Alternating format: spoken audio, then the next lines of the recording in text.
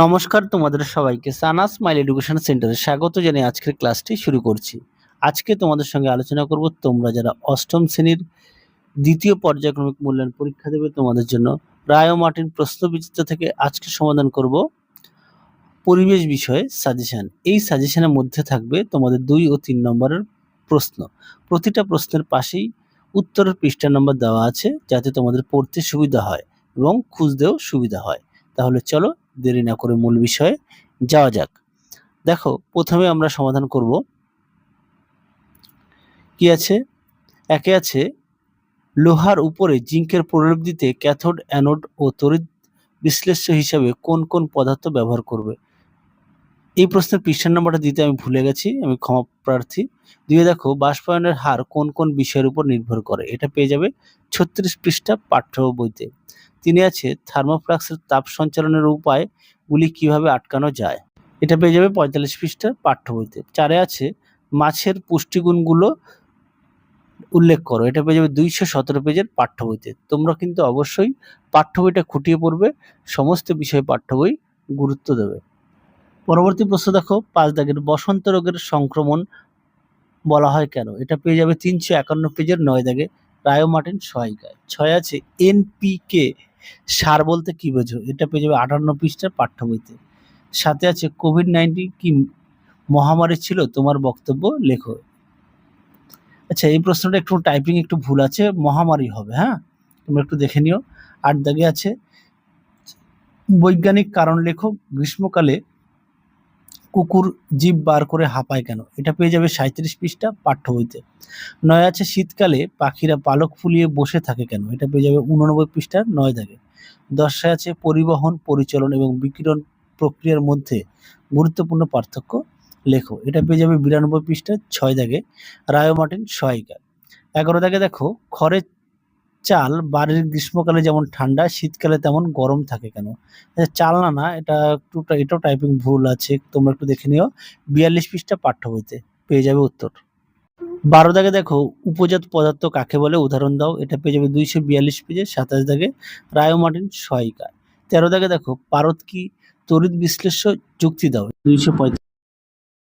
14 দাগে দেখো অনুভূত কাকে বলে এবং বৈশিষ্ট্য লেখো, এটা পেয়ে যাবে 88 পৃষ্ঠা পাঠ্য বইতে। 15 দাগে আছে জারক ও বিজারকের পার্থক্য লেখো, এটা পেয়ে যাবে 227 পেজের 5 দাগে। 16 দাগে দেখো বজ্র নিরোধক কিভাবে কাজ করে, এটা পেয়ে যাবে 36 পৃষ্ঠা পাঠ্য বইতে, একটু দেখে নিও।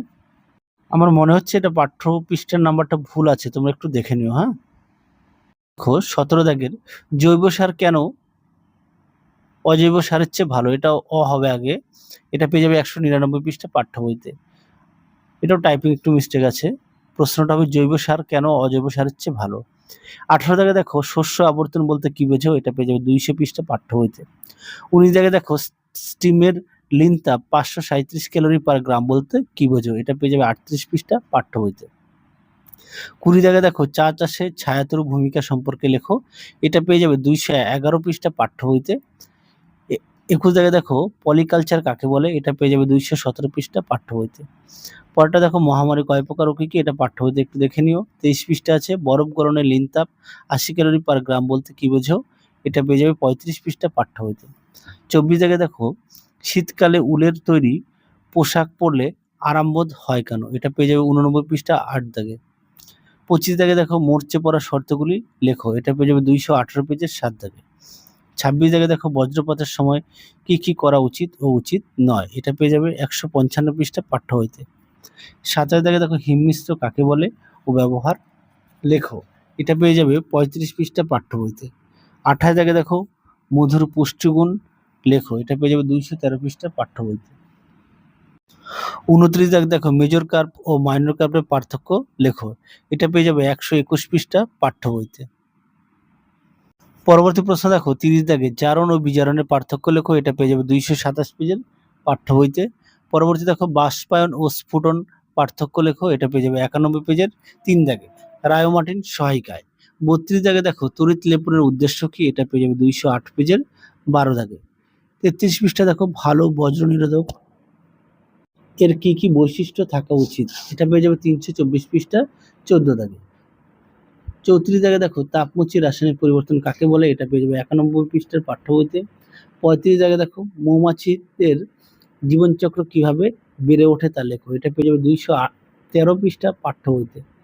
36 জায়গায় দেখো গোল্ডেন রাইস কি, এটা পেয়ে যাবে 204 পৃষ্ঠা পাঠ্য বইতে।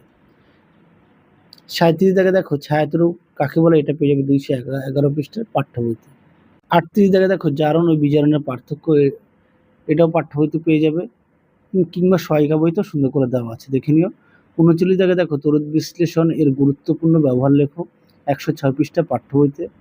40 দেখো মরিচের সংকেত লেখো, এটা পাঠ্য বইতে সুন্দর করে দেওয়া আছে। 41 জায়গায় দেখো একটি বিক্রিয়ার সাহায্যে দেখাও যে জারণ বিজারণ একই সঙ্গে ঘটে, এটা পেয়ে যাবে 38 পৃষ্ঠা 98 পৃষ্ঠা পাঠ্য বইতে। 42 জায়গায় দেখো বজ্রপাতের কারণ লেখো, বজ্র নিরোধক যন্ত্র কি, এটা পেয়ে যাবে 154 ও 155 পৃষ্ঠা পাঠ্য বইতে। পরবর্তী দেখো 43 দাগে তাপের পরিচলন বলতে কি বোঝো, বসবাস করে। তোমরা অবশ্যই দেখে নিও। তাহলে চলো আজকের মতো এখানেই সমাপ্ত করছি, আবার দেখা হবে পরবর্তী ভিডিওতে। তোমরা সবাই সুস্থ থেকো, ভালো থেকো। আজকের মতো টাটা।